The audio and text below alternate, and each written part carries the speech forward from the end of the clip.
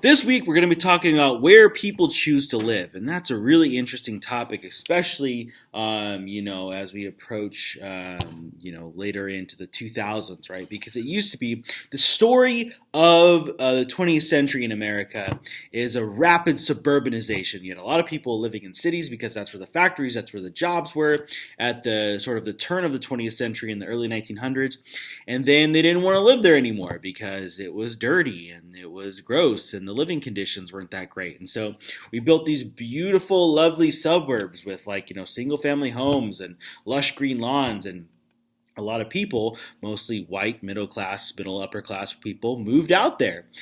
And now we're living at kind of an interesting moment in history because we're seeing kind of a reverse trend of that happening, where a lot of the sort of wealthy, white, middle, upper middle class people are moving away from the suburban neighborhoods and back into the cities because of like the tech industry, and they want to be downtown and walkable neighborhoods and close to like bars and restaurants and all kind of fun things to do.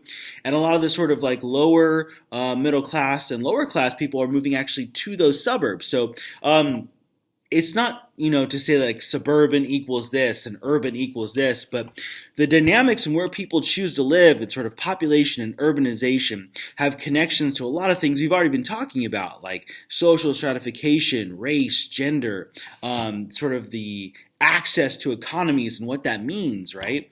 It's a really nice thing to be able to live, work, and play in the same sort of 5 square miles, right? Commutes have a real psychological effect on people. And we say that usually, it's sort of the haves, the people that have the resources and the access to people that make important decisions, that often get the better end of the deal and where they choose to call home. Hope you enjoy it. Thanks.